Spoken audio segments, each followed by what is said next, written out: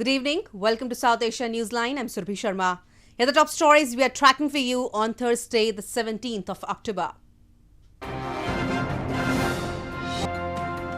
Air quality in Indian capital plunges to very poor. Britain's Prince William calls for climate change action on glacier visit in Pakistan. And Gotabhaya lied about Sri Lanka's war victory, says Premadasa.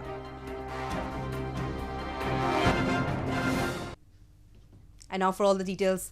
Dust and smoke continue to blanket Indian capital New Delhi on Thursday as air quality index in several areas fell to very poor category. The government announced details of its odd-even traffic rule from next month aimed at combating pollution.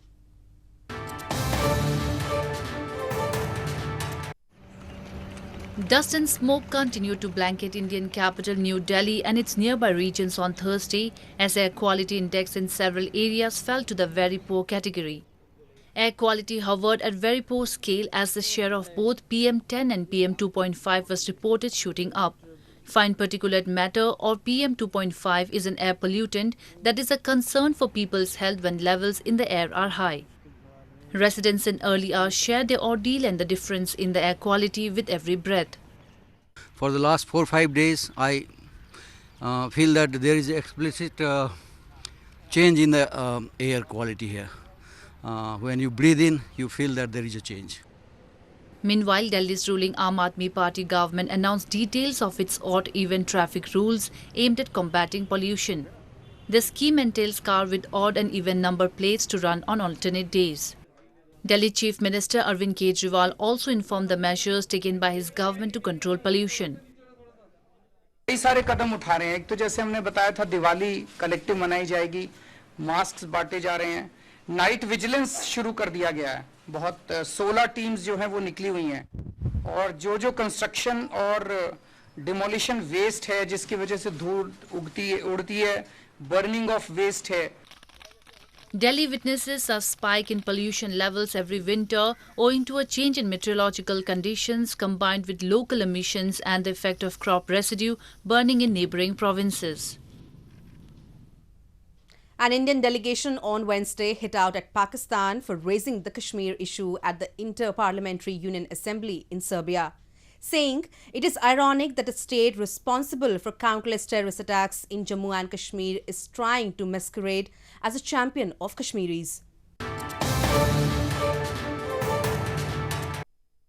Indian parliamentarian Shashi Tharoor on Wednesday hit out at Pakistan for raising the Kashmir issue at the Inter-Parliamentary Union or IPU Assembly in Serbia, saying it is ironic that a state responsible for countless terrorist attacks in Jammu and Kashmir is trying to masquerade as a champion of Kashmiris. Speaking for the Indian delegation, which was headed by Om Birla, the Speaker of Lower House of Indian Parliament, Tharoor said, Parliament of India will not allow these malicious efforts to succeed.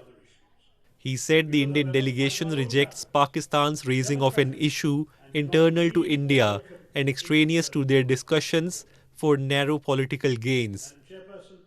Jammu and Kashmir is an integral part of India.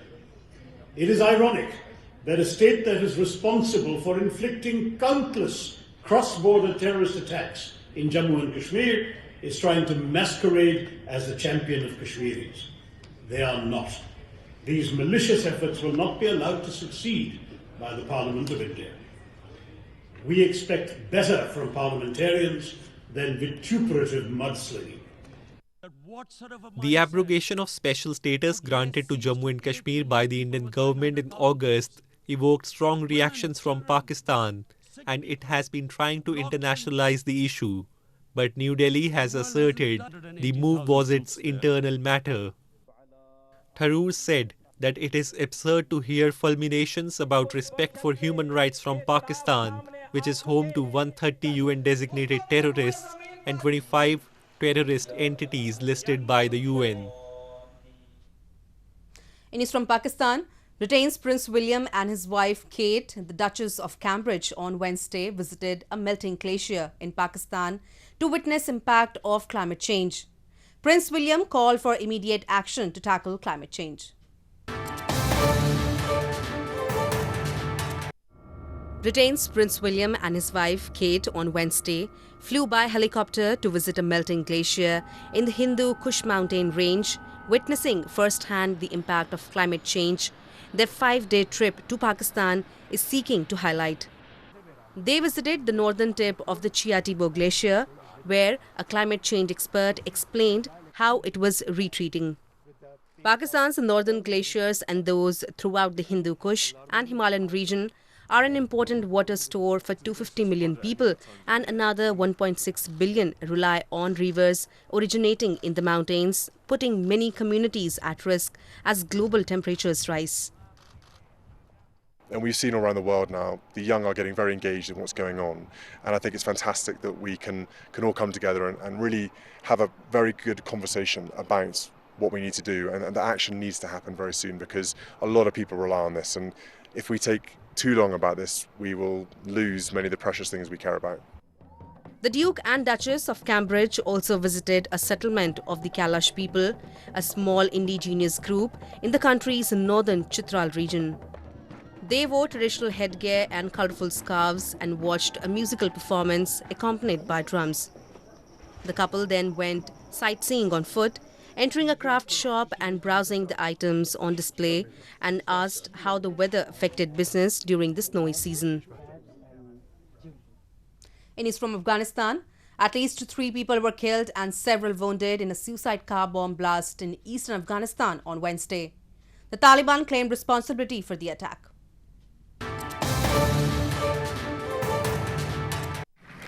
Two police officers and a civilian were killed and 43 others were wounded on Wednesday after a car bomb blast rocked Alishin district in Afghanistan's eastern Laghman province.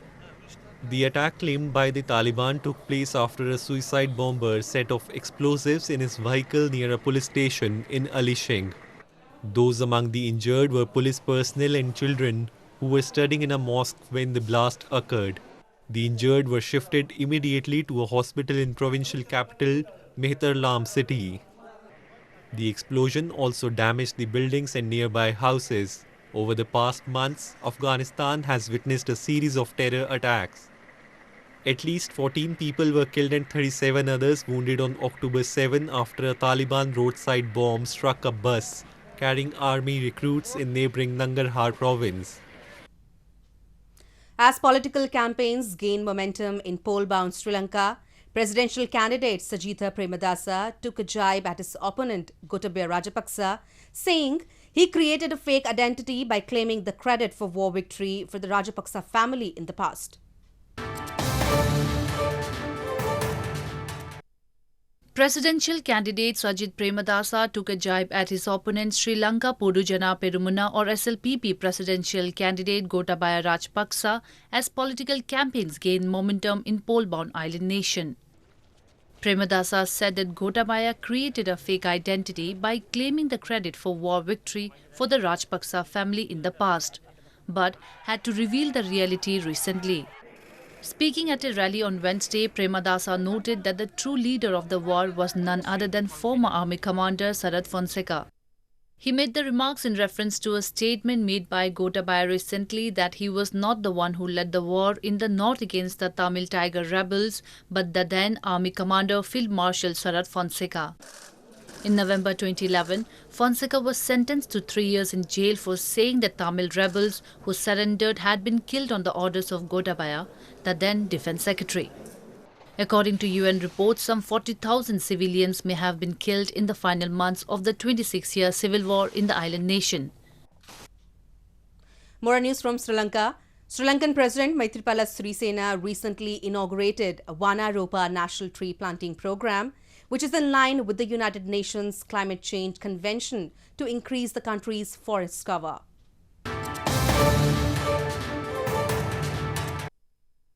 Sri Lankan government has implemented several special projects this year to increase the country's forest density. Sri Lankan President Maithripala Sirisena recently inaugurated Vanaropa National Tree Planting Program in outskirts of capital Colombo. The Vanaropa program is in line with the United Nations Climate Change Convention to increase the country's forest cover to 32% by year 2030. Sri Lanka during the event highlighted that forest density had reduced significantly in the past few decades, posing a severe threat to habitats. He, however, said that due to programs implemented by his government to protect the environment and increase forest resources in the last 4 years, the country's forest density had increased. Sri Lanka also signed declarations to name several districts including Nuwara Eliya, gazetting 9,900 hectares as protected forest and 14,800 hectares of mangroves as protected and reserve forest. Several prominent tour operators visited India's Jammu and Kashmir on Wednesday to assess the ground reality days after a travel advisory requesting tourists and pilgrims to curtail their stay in the region was withdrawn. They expressed hope that they will see a boom in tourism during the upcoming tourist season.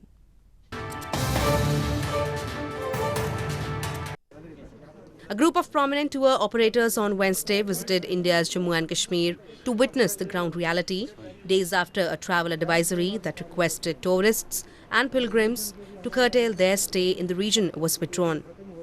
The decision to lift the travel advisory by the federal government has been welcomed by the tourist sector stakeholders, who expressed hope that they will see a boom in tourism during the upcoming tourist season. Jammu and Kashmir has witnessed a major decline in tourism ever since government issued a security alert over possible terrorist attacks before it made the big announcement of revoking the special status of the region in August. तो मुझे काफ़ी अच्छा लगा और मैं अब ज़्यादा confidently अपने क्लाइंट्स के साथ बात करके इसको सेल कर सकती हूँ, क्योंकि एक चीज़ होती है आपने बिगर देखे किसी को सेल किया और एक चीज़ होती है आपने अपना एक्सपीरियंस लेके किया. जो जैसे आपने कहा कुछ सेटबैक आई है, उस सेटबैक के वजह से दिवाली और क्रिसमस टूरिस्ट सीजन वेस्ट नहीं जाना चाहिए. Tourism sector is the backbone of Kashmir's economy. Often called the paradise on earth, it is famous for its landscaped flowering gardens, crystal clear lakes and magnificent structures. Shikara, the wooden carved boat usually seen at the iconic Dal Lake, is one of the mesmerizing attractions of the Kashmir Valley. Eating out for people in India's eastern Bhubaneswar city is no more just about trying different types of cuisines, but is now an experience of innovative dining. A first-of-its-kind restaurant in the city has deployed 2 robots that interact with customers and serve food.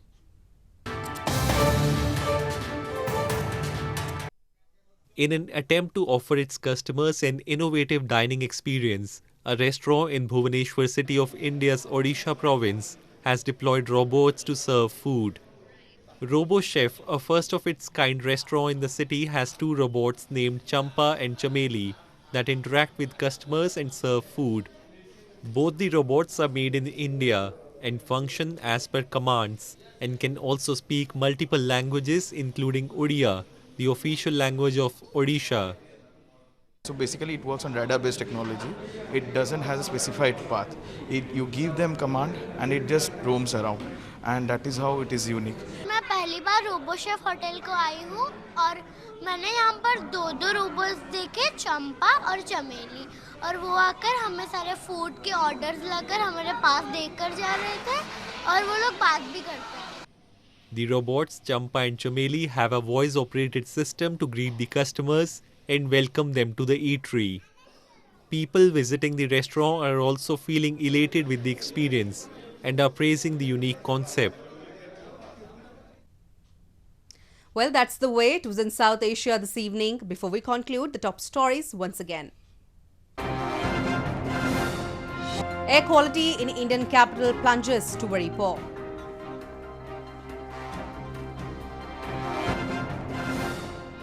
Britain's Prince William calls for climate change action on glacier visit in Pakistan.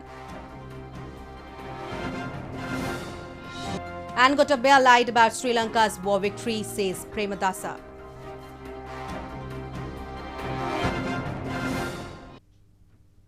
Now our viewers can watch the show on SouthAsiaNewsline.com. You can also visit us on Facebook.com/SAsia Newsline and follow us on Twitter @SAsia Newsline. That's all in tonight's edition. We will see you same time tomorrow. Good night.